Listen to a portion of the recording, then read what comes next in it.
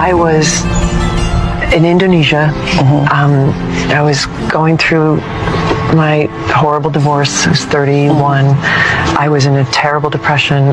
I took myself to this tiny little island and decided I needed to spend 10 days in silence to try to have a truth and reconciliation hearing with myself because I was so full of shame and pain.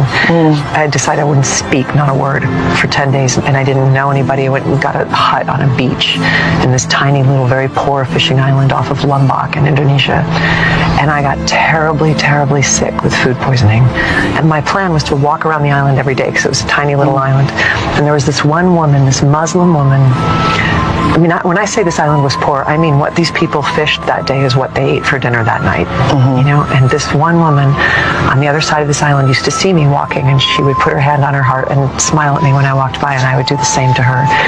And then I got really sick, and I was stuck in my cabin, dehydrated, terrified. I actually thought I had malaria, you know, and far away from anyone who knew me.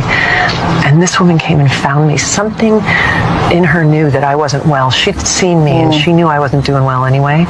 But when she didn't see me on my daily walk, she came and knocked on my door and saw the condition that I was in and went like this and came back an hour later with fresh food and fresh water for me.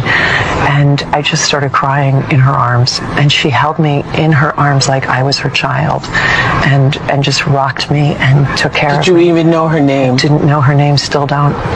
And by the way, she is my face of Islam.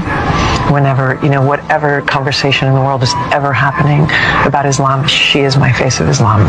That woman who went across an island, knocked on every door in this little row of cabins till she found the person who she knew was suffering and came and took care of me. Oh my God. That was the most grace I have ever received in my entire life, because she had no relationship with me whatsoever, owed me nothing.